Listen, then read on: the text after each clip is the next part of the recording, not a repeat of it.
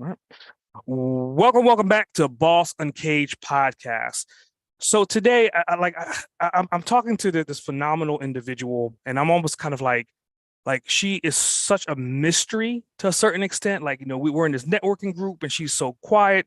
But after doing my due diligence, I know that she's not as soft-spoken as she may come across in the networking environment. She has more to her than just being the avid listener that she is. So I'm going to give her a particular nickname, and her nickname today is going to be the Balance Boss, which is going to be something that we're going to be talking about throughout this particular episode. So the floor is yours, Brooke. Why don't you tell the audience a little bit more about you and what do you want to talk about today? Thanks, SA. Well, actually, I love that intro about the mystery because I've done some of the personality tests and things like that, and that is something that comes through about me is that I tend to have kind of like a underspoken demeanor, but then when I'm one-on-one in a conversation with someone, things kind of flower and come out. So I'm excited that we're having that conversation today, and hopefully that'll help people get to know a little bit more about me and my background. I am both a business and wellness coach for women business owners, and I became or went that route because of my background in both business and wellness. I was in a family business and I burnt myself out and decided that there had to be a better way to create balance. As you mentioned, the balance boss, how can we actually have a business on our own, but still make that sustainable so that we're not burnt out or have major health problems by the time we're 40, 45, et cetera. So I would love to talk with you more about that today and some of those key ways that I take my clients into more of a balanced approach, not just to their business and their productivity habits, but also their wellness routines and their personal relationships. Yeah, I'm happy you brought up that key point about burnout. And I think that's what stems from what we're talking about balance. And it was in a particular blog on your website. And it was a post that I think kind of is a good segue to talk about based upon what you just said. And that post was about not being perfect, getting a B minus versus going for the perfect A plus. So I want you to kind of unpack that and how does that resonate with you and your ideal avatars? Yeah, so that post is called Why a B plus is better than an A minus. Or excuse me, why a B minus is better than an A plus. Let's give it a little bit more range there. And that, stems from the fact that a lot of women business owners in my space, I tend to work with more service oriented women business owners. So people who are accountants, architects, attorneys, financial advisors. So they have a specialization in a skill, and they probably achieved that specialization because they have tried to excel academically in the past and in other areas of their life where they've kind of tried to control or create that, A plus environment. And they tend to be perfectionists, go-getters, ambitious women. And what happens with that is that there can be a tendency to take that to the extreme where you're trying to get an A plus or give 110%. It's like kind of a common American phrase that we hear, right? And they do that year after year where they feel like that's a positive because they're trying to excel. But what happens over time is, life, right? We have too many things to address all of them at 110% or 100% capacity. So that blog post and my approach is really about being clear about the areas where you can give 80% and still be successful. And that's not something to feel bad about or feel like you're failing in that area. That's also an area that you might be looking at for growth. So when I'm teaching someone how to develop their habits, their routines, and systems within their business and their wellness, I want them to start by aiming for 80% success, not 100%. If they aim for 100%, more than likely they're not going to hit it because this is a new way of being. It's a new habit. It's a new routine. And what happens when they aim for 100 and they don't hit it is that their brain literally reinforces the fact that they can't hit it. And we don't want that reinforcement. We actually want to reinforce a routine with a reward. So when we sort of take that threshold down a bit from an A plus in everything to a B minus in some things and an A plus in the things that really are important to you, then we get a little breathing room, we get a little space, and that's where we can create more balance, both in what we're doing in our business and what we're doing in our personal lives. Now, I'm hearing you say that. I mean, it sounds common sense. It sounds simple enough. But again, you're dealing with C-level individuals that have A-type personalities, and you're telling someone an A-type personality to pretend to be a B-type or to become a B-type, right? To kind of slow down, give themselves a little bit of room. Obviously, there's been probably some pushback with that. So how have you dealt with an A-type personality individual that's saying like A to B, like, whoa, whoa, whoa, I'm giving 300%. You're telling me to give 80%? Are you crazy? How do you deal with that? Basically, it's a reframe, and you have to continuously practice that reframing. And there is pushback, and that's natural because, like I said, that's what's pushed or promoted in our culture, is that striving, driving performance. And in particular, I have a client who talks about that, he doesn't like the word content, because if you're content, you're not trying, you're not pushing forward. And my response to that is, again, you can have internal contentment. You can feel a sense of fulfillment outside of those external rewards that you're pushing for. And so there has to be a space where you understand that you're okay whether or not you achieve that or that goal or not. And that can be difficult because a lot of times my clients have experienced external success, and they have very clear external markers about success. But as you know, with entrepreneurship, that is definitely a roller coaster if you're always just cueing yourself to an external outcome. So you want to be looking at the whole picture of your life, not just those external outcomes. And that sense of success and contentment and fulfillment has to come. I mean, it's great to have those external goals, and I definitely want metrics in your business and I want metrics in your life, but they need to be balanced with a deeper sense of fulfillment that isn't the 110%, but it's more of an acknowledgement that you're present and you're whole and you're okay, regardless of what that outcome is.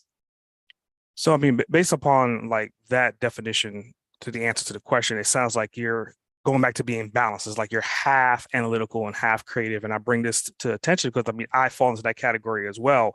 And kind of looking at your past expertise, you also have a very creative side to you as well that most people don't realize. I mean, you were a director of marketing. If anyone looks at your social media platforms, it is very linear, but very creative at the same time. So I want you to talk about that. I mean, I think, and again, you correct me if I'm wrong, but I think that you had some influence on the content that's being developed in your profiles. I want you to talk about, like, how do you come up with these different looks and feels to portray what you're trying to help people with?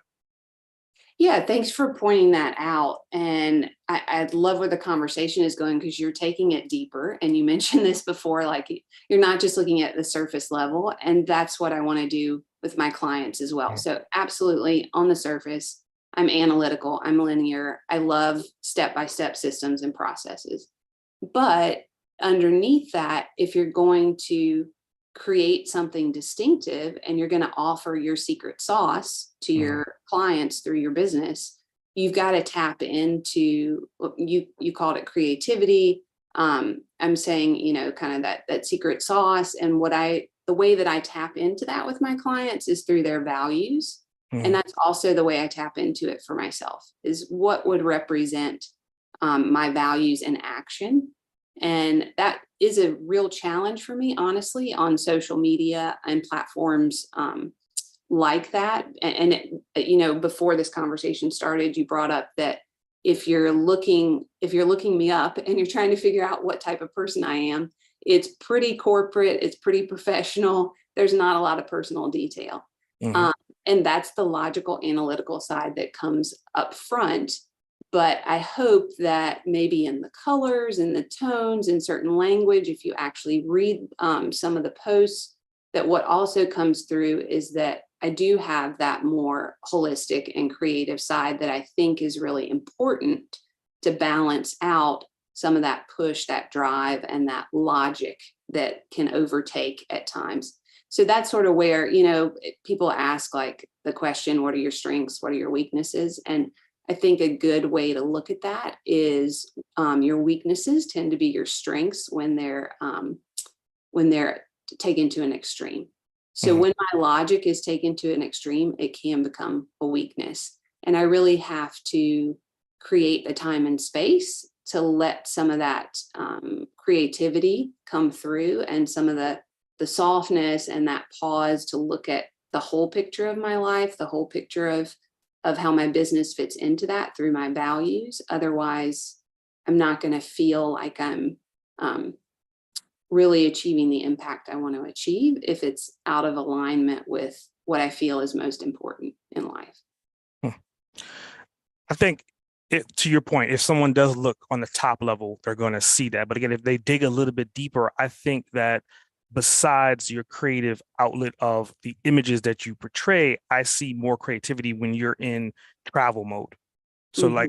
like you're like a world traveler, and there was a particular post that you had, and it was talking about traditional medicine, and I think it was in Bali, Indonesia, and that Mhm. was probably like 2018. So I want to talk about like how are you utilizing being a world traveler to impact what you're doing with your clients? Yeah, great question. And absolutely, I love to travel. I love to learn about cultures and how you are impacted by your culture.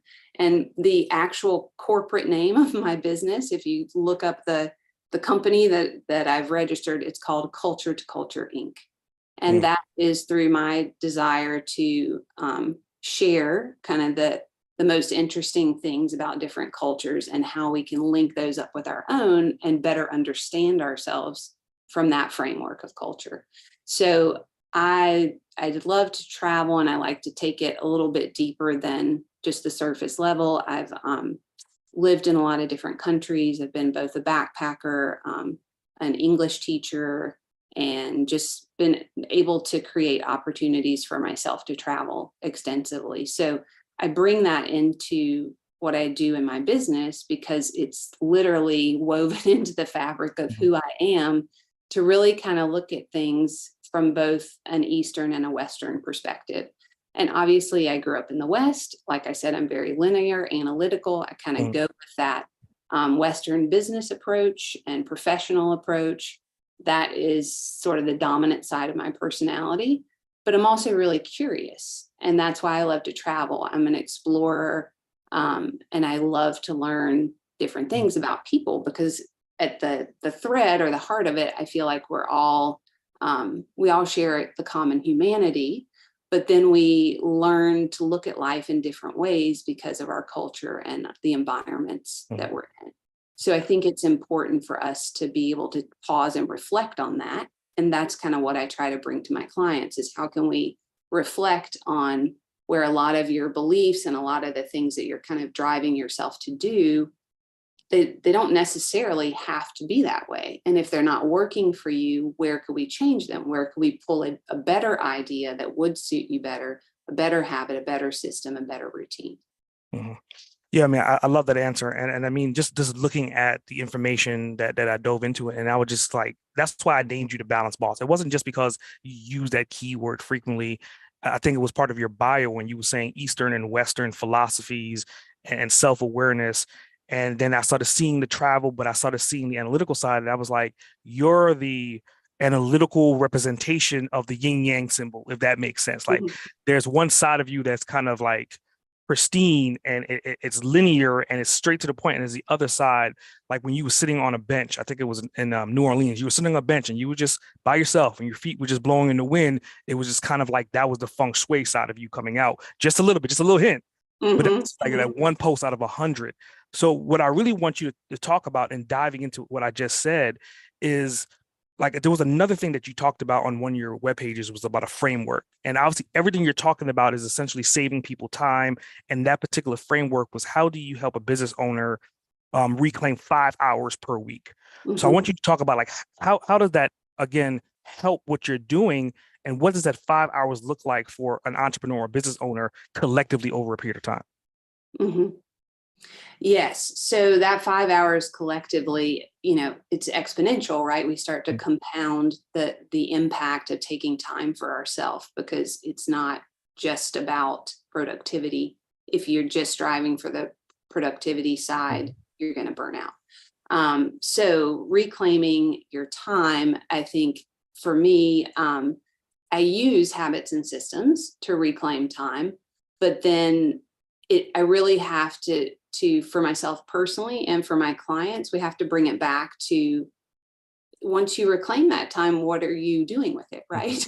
Is it actually opening up the space for you to just be, right? And for a lot of my clients, that has to do with being more present for family and friends.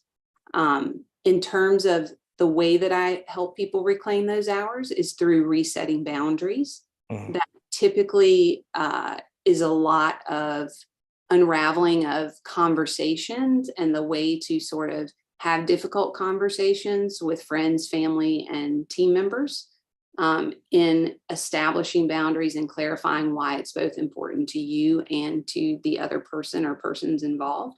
Because essentially, a boundary is ultimately going to be a habit that you form, and you form it yourself. And there's usually another person who has to kind of adopt that habit or form that habit as well. So, an example of a boundary that wouldn't necessarily directly impact someone else, but it would require you to communicate. And I think you should communicate all your boundaries, even if they only involve you, would be setting a buffer of 15 minutes both before and after meetings. And that's, again, it sounds like a really simple tip. And you think, oh yeah, absolutely, I'll do that. But if you don't have a system in place, like a software, a calendar software that automatically does that, you are going to be more and more likely to push that boundary and adjust it for what a client requests. So when you have it set up where it's automated in there, that's going to give you 15 minutes to prepare for a meeting, and it's going to give you 15 minutes to follow up. And that creates space, because if you book meetings back to back, you end up with all this overflow of actionable items that you need to, tasks that you need to complete.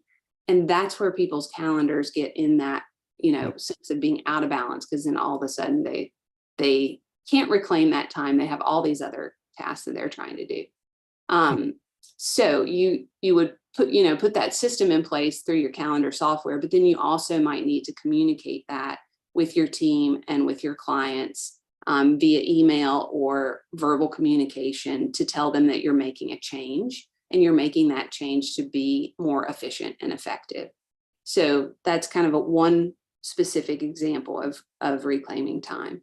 Another one is to simply go to bed 15 minutes early every night. And again, that sounds simple, but how are you going to actually make it happen? You can tell yourself that now, but if you don't communicate it and you don't set up some systems and some visual cues and sometimes auditory cues to get you in bed 15 minutes earlier, it's just a thought that passes through your head, and it's not actually reclaiming that time for yourself.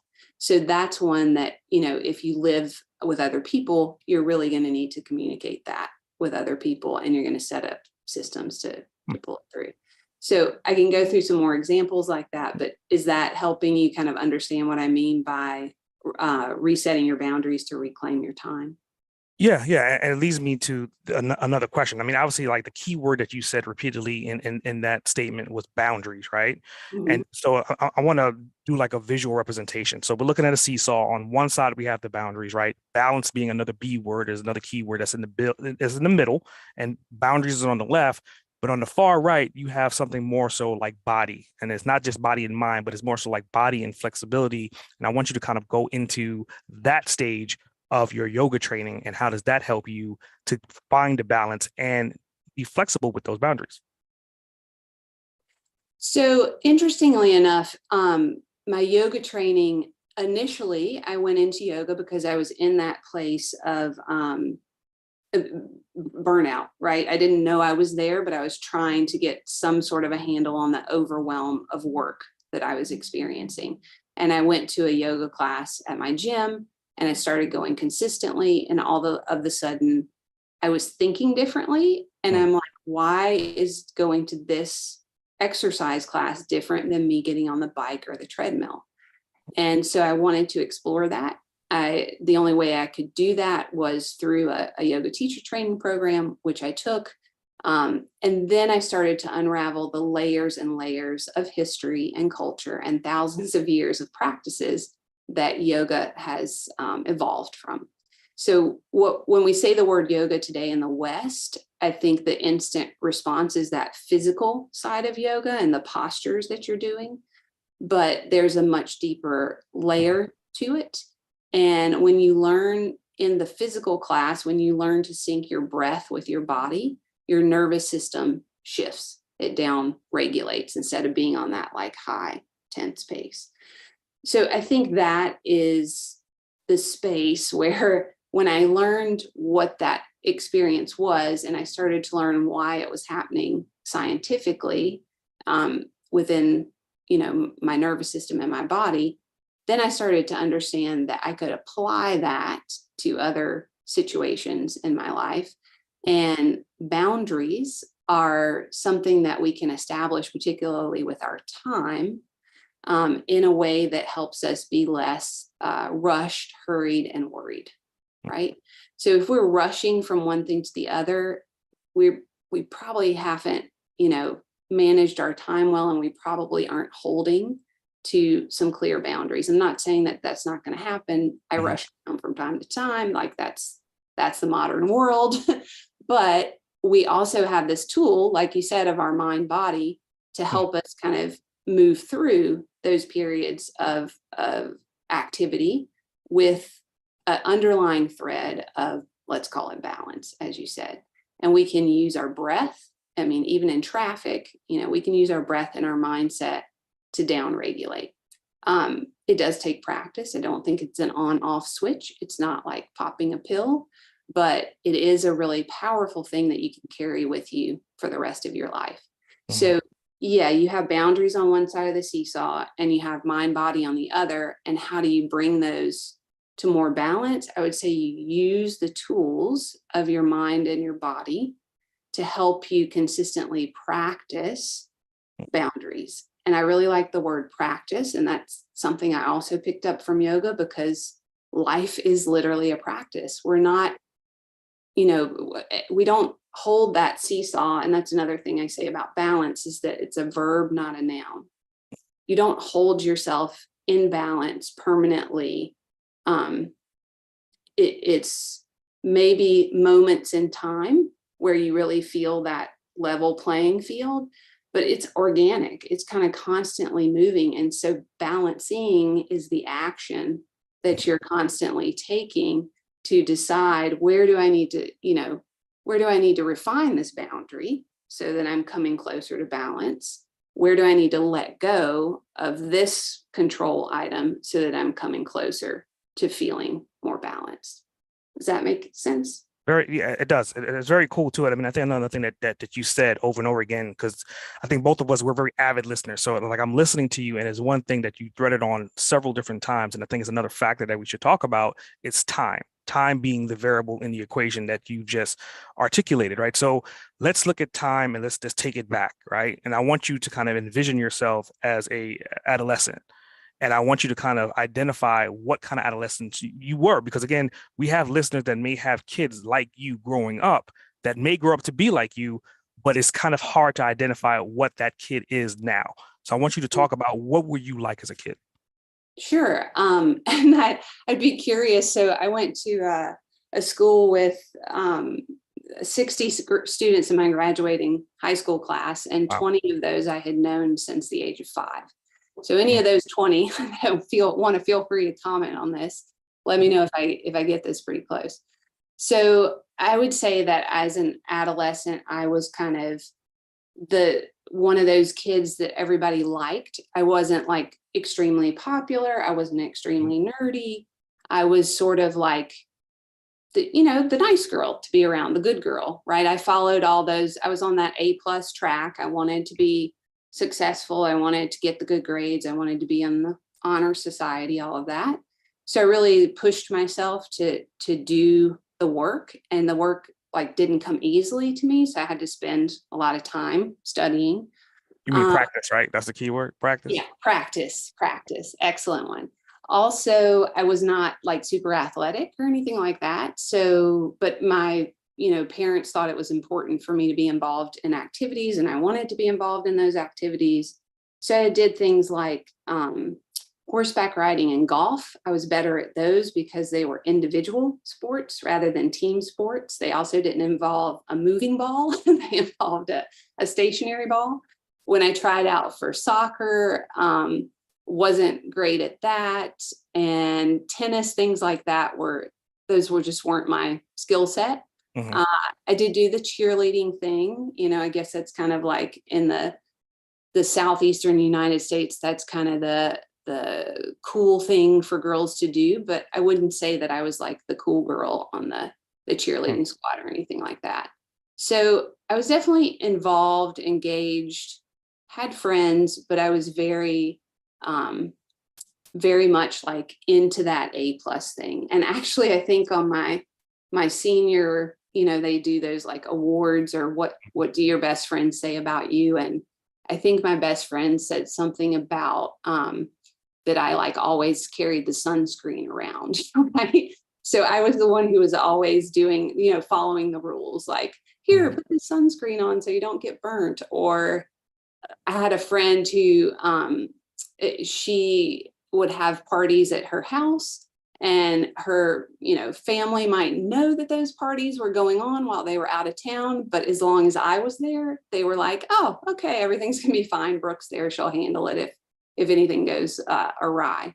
So it's kind of like that responsible kid, not super nerdy, not super popular, following a very structured path, because I was trying to follow that cultural mold of, here's what success looks like. If you do this, if you get really good grades, you're going to get into a really good college. If you get into a really good college and you do really well, then you're going to get a really good job. If you get a really good job, then you're going to go to graduate school. You're going to get more good grades. You're going to get into another really good job. So there was like this little path that I thought was success in life. And then obviously life experience led me to realize that there's a lot more to it than that. I mean, I think it's definitely phenomenal. I mean, what I take from that, and I could just sum it up in 2 words, is like, you were like being maternal, but you grew into being more of a monarch, right? Because I mean, now you're helping other females on their journeys to find their callings. So I would say that in your early days, you were destined to be who you are without even knowing it. And again, you can correct me if I'm wrong, but what's your thoughts about what I just said? Yeah, that's very interesting. And I think it's really interesting for you to use the word maternal, because I haven't specifically seen myself that way, but I have always kind of seen myself as pushing forward sort of a stronger female agenda. Maybe I certainly wouldn't have called it being a feminist in my teens, because that was like a negative word in the South. I think it's becoming a more common word now. But I think I had felt that I had to choose at a young age whether I was going to be successful at work or successful in family. I felt like trying to do both of those together was going to be incredibly difficult. I saw my mom, she put everything into us and all of the time that it took to raise 2 kids. And I just felt like if I was going to be successful in business, I had to apply that time to business. If I was going to apply it to parenting, I had to apply it to parenting. It was hard for me to see those two overlapping. And now, as I've grown and I'm about to become an official stepmother pretty soon, but I've kind of been a stepmom for the past couple of years. And I've experienced some of those conflicts that women are facing when they're pulled into needing to do the family tasks and wanting to, because you want to provide for your family, you want to be there for them. But there's a lot of inner conflict that goes on in feeling guilt about not being in all places at all times.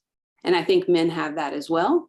But I think what's interesting about my group program and it just having women business owners in it is there's a relatability, like an instant relatability, whether you have kids or not. That's not critical, but you start to understand some of the things that women preoccupy their mental space with. Some Mhm. of that energy that isn't necessarily articulated in our group conversations, we can kind of bring that out and dissect it. So yeah, interesting for you to come up with that archetype. And yeah, I would gladly take that. Thank you.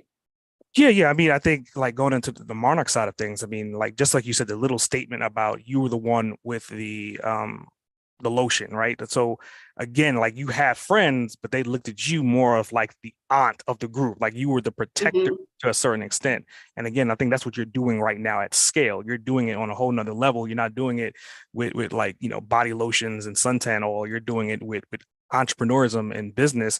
So essentially you grew into this from who you were before. So it's a very parallel structure because most people, they change and adapt over time, but you've evolved from the same person that you were to who you are right now, which is phenomenal.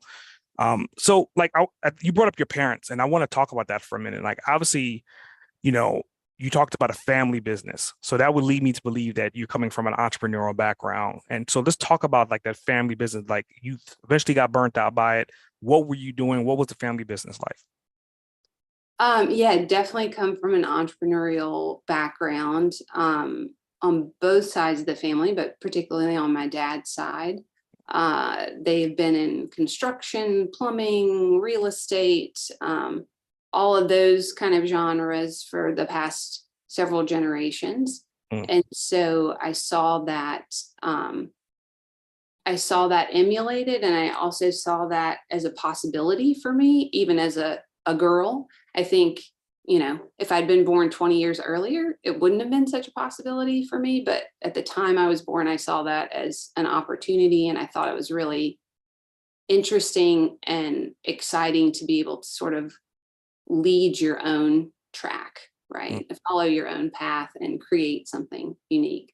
My mother on the counter side, she was a teacher. That was what was available to her at the time that she grew up in her 50s. She could be a teacher or a nurse.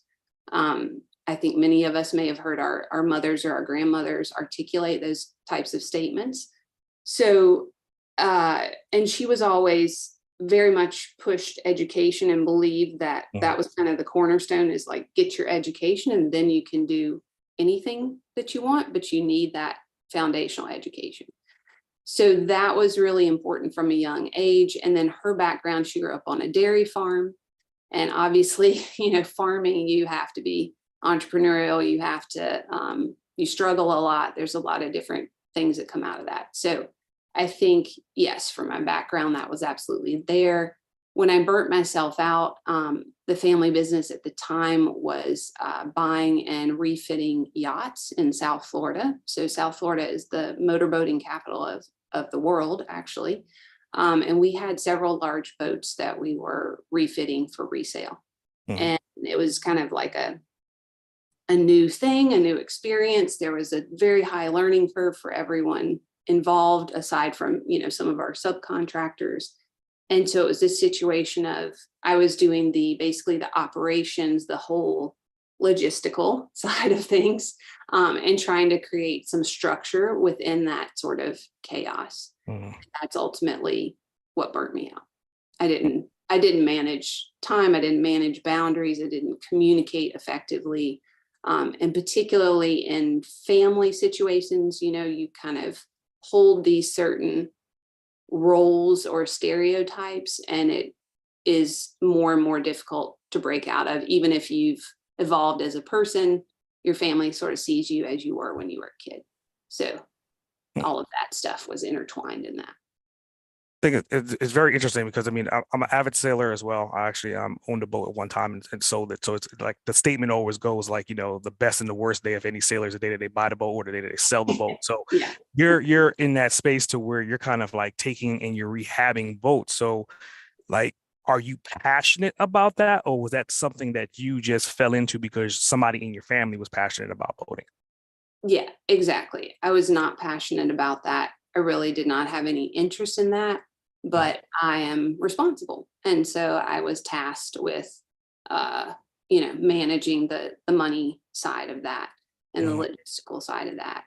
Um, yeah. So there were a lot of like conflicts on, you know, feeling like it was meaningful work, different, ways that the business was run. All of that was challenging.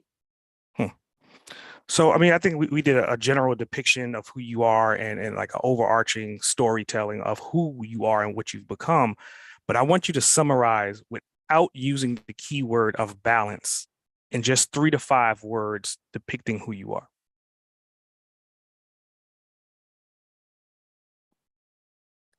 Steady, reliable, and curious. And so, I mean, I think the curious thing, it came up a couple different times, right? So is that how you fell into yoga? Is that how you became a world traveler? Was it because you wanted to have like again, going back to the keyword I said earlier about being creative, did you need that as an outlet to kind of find your internal balance? Yeah, I think like from a very young age, I always wanted to get out and explore. Um, I grew up in North Florida. I went to school in Tallahassee, but we lived in a smaller town outside of Tallahassee called Quincy. So, and not that, I mean, there's tons of things to learn and do, and it's a beautiful place to grow up, but I always felt that like I needed to get out. And I'm sure I've talked to other people who feel this as well, who like to travel. It's like you just knew that you needed to get out. You weren't going to stay in that space. And I think other people who maybe feel more of that homebody personality, they don't necessarily have that internal drive to get out. That's more of like work and an effort than exciting. And for me, I was very interested and excited about what else was out there. I felt like the world was a huge place, and I had the opportunity to explore it. So why wouldn't I? Mhm. And I knew that exploring that was going to help me grow and learn and develop and make connections. And so that was from a very young age. I remember specifically the Berlin Wall coming down. For those of you who are younger, that's how old I am. And that made an impression on me when I realized that the globe and business itself was going to get more integrated from my mind. I think I was about 14 then. And so I saw global business as a real opportunity, but I knew in order to engage in that, I'd have to learn a lot. I'd have to try to learn languages. I'd have to go places. And then I had the opportunity when I was 16 to go to the former Soviet Union. At the time, it was still the Soviet Union. And that really kind of kicked off, it sort of, maybe it didn't kick off, it linked up that internal drive to explore. I had a taste of it and I wanted more. So everything I did from that point forward was really about how can I get out and live and work and experience another culture. And that lasted all the way through my 20s of exploring and living other places. So on one side, you're living the definition of this podcast about being an uncaged boss, but on the other side, you're very structured. So I want you to talk about on your structure, like what does your morning routines look like? Yeah, so my morning routines and my evening routines evolve probably every quarter to 6 months. Mhm. And I try to look at it as the evening routine sets you up for the morning. A lot of people start with the morning routine, but honestly, if you don't get the proper sleep, the morning routine is probably not going to happen. Mhm. So getting to bed by around 10 o'clock is kind of my pivotal piece the night before. And then in the morning, depending on what's going on, I like to wake up without an alarm clock if at all possible. And that Mhm. usually happens around like 6:45, 7:15, something like that. My fiance gets ready and is off to work around 7:30, so we have a few minutes together. And then I like to take some quiet time, really. If I'm working out that morning, I'll go ahead and go to the gym for about 30 to 45 minutes with some pretty heavy lifting strength training. So trying to adapt that to my age and my needs, which means that I need more kind of explosive stuff in the gym than I used to. Used to do more cardio. We could go into the details of all that, but I'll just call it a strong strength training workout about 3 times a week. Follow that up immediately with breakfast and then a shower. And I don't set any meetings until 10 a.m. or later. So the only exception to that actually is you and I have a group meeting once a week at 9 a.m. But that's it. Got So it. I get started with my day. Yeah. So let's just build upon that. I mean, obviously, you're coming from an entrepreneurial family background to where you potentially got burnt out. So learning from that example, and now you're becoming an actual mom and a wife. How are you and currently doing the work-life balance struggle? I think like everyone else is in that you kind of have to dive in and you have to be willing to make mistakes. And sometimes those mistakes really hurt and they hurt your feelings. And other times it's like you get a win and it's not necessarily recognized, right? But again, I'll bring back that famous word, practice. It's a constant practice. And that's also why I say that, my routines change every 3 to 6 months because our schedules are changing with school, with work, with travel, all of that.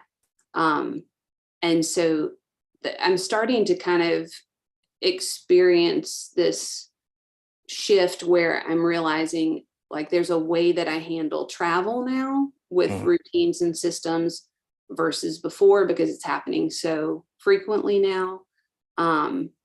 And I think the biggest piece of coming into this space of being a wife and a stepmom is communication, honestly.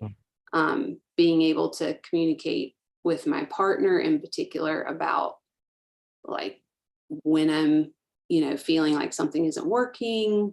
And those are the difficult conversations. And those are the things that in the past I would have pushed under the rug. And I think most people, it's more comfortable. It's easier to just jump over it, but you're not going to experience the life that you want if you don't address it as soon as you can. So we try to have weekly check-ins where we address that. It doesn't always happen like clockwork because that's life, but we do try to check in and communicate on some of those more difficult situations. I think one of the things that I learned about you from this particular episode is that you're an applied learner, right? I mean, obviously you're an avid learner, but you like to take action on what you learned, and that's kind of giving you the results, and that's how you're finding balance. And I want to stem this question more so towards like the learning philosophies. Like, are you an avid reader? And if you are, what books do you recall that helped you to become who you are now? I would say there was a segment of time where I was more of an avid reader when I was single and prior to COVID. And now I'm more of an audiobook listener. I definitely gravitate more toward nonfiction. I love business and implementation books like you're talking about. I'm an implementer as opposed to a visionary. I sort of struggled with wanting to be a visionary because that seems more cool and more exciting. But the reality is I love to implement and I'm best at implementation. So things that deal with behavioral science, I'm really into those type of books. And I do like to read a book and then apply it. I feel a bit of a gap or a loss if I read it and then I don't do anything about it. So, I mean, with that, is there any book that you can kind of visually see that would be useful for the audience that you read before that helped you? Yes, there have been several books, and I did check out your book club list. I think you already had on that list Atomic Habits, which is a pretty popular one in terms of behavioral science and creating systems and routines for yourself. Also, The Power of Habit. That's one that teaches you about the habit loop. But you had Neil Ayal's first book, I think it's called Hooked. You had that on your list, but you didn't have Indistractable, his second book. So he initially talked about how software and technology hooks you in, gets you addicted to things. And then he wrote a book about how to unhook yourself basically from that. So those are the kind of things that I love to explore, because I think obviously technology is here to stay. Technology makes our lives better in a lot of ways, but we need to learn how to manage it more mindfully. And so I definitely see that as a challenge for our society right now, is distractibility, and honing that skill of being able to focus. So I see that in the youth for sure, but it's also for us. We are going a mile a minute, and we have way more to do than we can do. And so we have to be able to contain things a little bit. I think even in that last statement about being hooked and unhooked, it kind of stems back to like your name being like the balanced boss. I mean, every statement and every answer, it's always a duality, is always a balance in everything that you've answered so far. So I think that name, even the more and more I hear you speak, the more and more that name fits you 100%. Well, thanks. Yeah. And to bring that kind of full circle to my study of yoga and Ayurveda, it was very interesting to me to learn in yoga that there was such a concept as duality and non-duality, like whether you approach life in a non-dual way or in a dualistic way, and that both of those could actually live simultaneously. You didn't have to be, exclusively, well, there's not like an exclusive right or wrong answer. You can be in the present. So, I mean, talking about in the present, right? People are listening, right? Your avatar, which potentially could be any business owner, but you have a keen philosophy to help and grow women entrepreneurs. What words of wisdom would you have for them if they're listening right now and they're obviously being unbalanced? Everything in aspect of business and life is unbalanced, and they're looking for, to be more of the yin and yang. What words of insight would you tell them?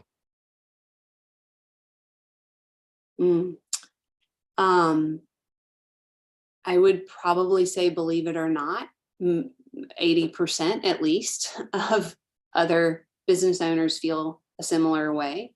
And if you want to be different, if you want your life to be lived and experienced in a different way, you have to create the time and the space to pause and change it.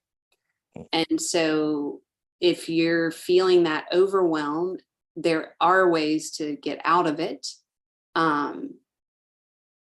But it's gonna take you stopping and acknowledging that. And sometimes people see that, they don't know how to stop and unwind it. And that's where I come in and I help, because we create a structure to it and a practice to it, and they realize that it's not an on-off switch.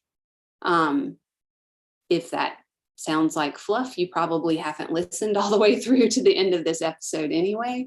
So yeah, I think it's just clear to people if they know in their gut that they're heading in the wrong direction with the way that they're managing their lives. And if they're feeling that gut feeling, it's not impossible to change it.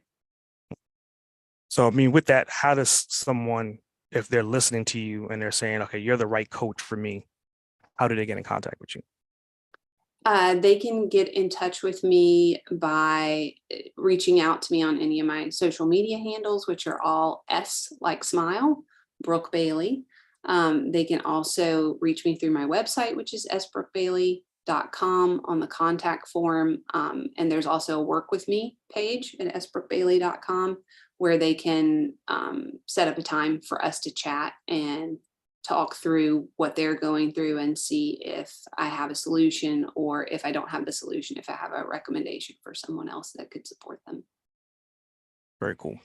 So going into like the rapid fire bonus round, this particular question for you is going to be interesting because like, again, you have like these two different sides to you, right? So if you could spend 24 hours with anyone, and that person could be someone that's dead in the past or someone that's alive right now, who would it be and why? Heard that question before, and I should have thought through the answer before getting on this call. Gosh, there's so many things. I think on a personal level, I would like to spend 24 hours with my maternal grandmother Mm. because she passed away when I was 1. And she sounds like a very interesting woman from the stories that I've heard, and someone who maybe wasn't able to reach her potential because of the time that she grew up in and the opportunities that she had, or commitments that she had to keep. And then maybe, in this sounds really cliche, but I would not mind spending 24 hours with Oprah Winfrey. I mean, she has achieved some amazing things in her life, and I feel like she sort of has that Midas touch. So if you were just around her for 24 hours, you get some serious good juice going through your veins and Yeah. in your brain. Yeah, I definitely see that. I mean, I think Oprah is such a phenomenal example of where entrepreneurs could really take things to the next level. So I definitely appreciate that answer. And going into another bonus question, I mean, obviously you talked about automations, you're a tech savvy individual. What tools or apps do you use on a day-to-day basis that you would not be able to do what you're doing without having access to them? There are quite a few, and they're pretty basic, like Calendly for scheduling. Mhm. And I've also used Acuity, but I'm currently using Calendly. Um, the whole Google suite, because I keep everything in the cloud, considering all the travel that I do. It's much easier for me to access documents via Google Drive, and I use the digital calendar. To map all that out and map out my group calls and send out notifications, etc. I also use Asana for project management and communicating with my virtual assistant. Mm. And I got in really early with something called Sprout Social. Are you familiar with that? Mhm. So I got like, gosh, I don't know, 10 or 12 years ago, whenever they sort of first came out. I got on their plan and I kind of got grandfathered in at $9 a month to be able to auto plan out social media posts. And so that, I think, is a really nice time saver, especially if I love that, people do the in the moment posts and they share that. And that is a really powerful way to connect. But for me, aside from doing Instagram lives, I like to have it kind of scheduled and systematized. Imagine that. Yeah. So Sprout Social is great for that. And it's also a place that my VA can work with the posts and we can see everything together. I mean, I knew something had to stem from, I mean, I actually that question earlier on when I brought up about the social media platform, and I'm looking at it, I'm like, this is highly structured. This is not like a standard posting. Had to be something that's been pre-planned. So, I mean, yeah, I'm definitely familiar with that platform. And those that aren't, I would definitely say systematic automation is definitely your friend once you understand how to use it.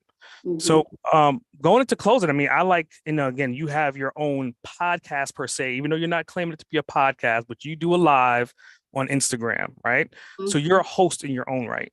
So I want to give you an opportunity to become the host of the Boss Uncaged podcast. I'm now your guest. What questions do you have for me? Wow. Well, I think we've sort of started to get to know each other for almost 6 months now. And I think it is phenomenal that you are a fast action taker. I feel like for me, I'm definitely more on the slow and steady pace. I Mhm. mentioned the word steady for myself. Uh, so, in terms of taking fast action for someone who's not instinctively like that, do Mhm. you have any tips or tricks that you think help with that? I think it kind of goes back to I think it was a video that you were talking about. I forgot the name, I forgot the video, but it was essentially the meaning of it was about fear, and I think that's the determinant factor between taking fast action and not taking fast action. It's the fear of failure, it's the fear of it not working, the fear of missing another opportunity, the fear of losing capital. All these things are just fear-based things, and when you shut off, and I think for me, I got to the point to where facing death and facing that level of fear, there's nothing that can surpass that fear. So for me, everything that I'm doing is kind of like a joke in comparison. So when Mhm. something new comes out and I see the opportunity, I seize the opportunity because I may not have a second chance to seize it again. And that's the way, and that's how I act with everything that I'm doing right now. So if someone can take heed to what I'm saying, is that realizing that if you never had a near death experience, but you had someone that has passed away in your life, think about what else they wanted to do before they passed away. What else did they say they were going to have an opportunity to do that they never got a chance to do? And now that you have an opportunity to do something, are you going to be the person that's eventually going to pass away and never seize that moment? Or are you going to seize the day when the opportunity presents itself?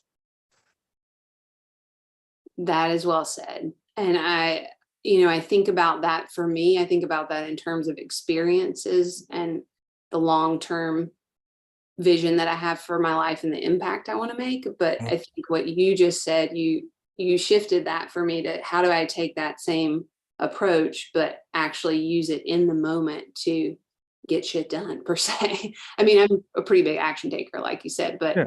I'm not necessarily like the fast adopter.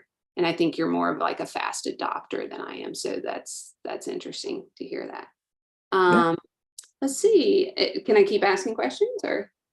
I'm on your time. Okay, awesome. What is your favorite branded marketing item that you have created? Like I see the tennis shoes, the posters, Yeah. the books. What's the favorite one for you? I would say the one that probably has the most symbolism for me would be the graffiti book bags because it stemmed from my original creative outlet of doing graffiti in a black book. And I take that same philosophy and I do these illustrations when I'm on vacation, and then I scan them in, and then I create a product from that. So there's a story behind every single one of those pieces that I create. Mm, nice. So do you feel like your marketing pieces are where you're able to express yourself creatively, and then your logic, implementation, systemization, that all is in how you manage your business? Collectively, yeah, I would just think because, a lot of times there's separation, right? There's like, oh, I want to be a painter, and then you paint, and then your job may be real estate. But again, and I'm more so of like, how do I bring both these worlds together to make them work for themselves? So everything that I do, even if I'm like, you know, drawing a picture, I'm like, okay, how could I then turn this picture into some kind of product that can then market or strategize for Boss Uncaged? So again, I'm bringing both my hemispheres, both the yin and the yang, constantly together all the time, and Mhm. that's why, from the outside looking in, it looks like I'm a fast adapter, but really and truly, I'm just putting all my time and efforts into one brand, and I'm just bringing my entire world into that brand at all times. Nice. Yeah, that's like you're really living that value of representing and acting on what's important to you. Yep. And I think also it's um, I just lost that little nugget of thought that I had there, but you're in bringing those two sides of yourself together and constantly sharing them. You are kind of creating that. Oh, I know what the word was. I was thinking is that you master leverage. Like you're so good at leverage of using that, to streamline and get it out there and put it in front of people. So that's awesome. Yep. So, okay, now one last question and we'll wrap it up. I'm curious for you, like turning that question around, what is your response to somebody that you would want to spend 24 hours with? Yeah, I've had that question asked before, and obviously it adapts and it changes. And, sitting down right now, there's one person that I've seen because I grew up as a teenager watching him evolve into who he is today. And I think once it's said and done, 20, 30, 40 years from now, he's going to not only be a legend, but his story is going to be documented. And one of those people I'll say is Jay-Z. Because I Mm, mean, obviously he had like the whole hip hop thing to him, but essentially is exactly what I'm doing. He leveraged that outlet, then he turned that outlet into fashion, then he leveraged that, and then he turned it into a business, and then from that, then he bought all these different assets, and he became a billionaire because of it, but because of his diversification, but also his strategy was always there. Like from day one, I guarantee if you sit down with Jay-Z and you asked him back in the 90s, where were you planning on being in the mid 20s, the 2020s, he would probably say he was planning on being a billionaire and this is his path to get there. But mhm. in reality, going back 30 years, probably people were laughing at him like, there's no way in hell, like that's not going to happen. But again, he's so steadfast in what he's doing. And now essentially he's changing so many stereotypes and becoming more of a visionary, and he's adapting to where you can be yourself. Prime example, like his hair. If you think about it in retrospect, back 20, 30 years ago, a billionaire with dreads or like a billionaire with an afro or a billionaire with braids would have been shunned upon. And now he's not. Like, he is essentially stepping into a space to where his look and feel was essentially making him an undercard, but now he's essentially the smartest person in the room. Mm-hmm. Yes, and has a massive influence on our culture, and whether clothing, everything, I mean, music, all of it. So interesting answer. Thanks for sharing that. And I would also just like to say, not only thanks for having me on the show, but thank you for having a depth to your questions and doing that background research and really, presenting your guests in a unique way instead of the standard, 50 questions or whatever it might be. Well, I definitely appreciate it. I mean, I think it's something that I keep hearing, and it's part of me listening. And it's like, okay, if that's what people are saying, how can I constantly keep growing and evolving and putting more effort into that? Because if that's what I'm being identified as, then how do I become really great at that? So that's my focus. I want to make sure that when somebody leaves this podcast, they're leaving with their story in a documented fashion that hasn't been documented before. That's a great objective. And I think you're doing it well. Well, I definitely appreciate it. And I think that you brought a lot to the table today. And I think there's definitely someone listening right now that may have a 9-year-old version of you in their living room. And hopefully one day they'll have an opportunity to listen to this podcast to kind of retroflect and see where they are, where you are, and make those connecting dots. So then again, you're building a legacy in your own right as well. So I definitely appreciate you being on this podcast today. And I think you brought a lot of value. Thank you so much. Great. S.A. Grant, over and out.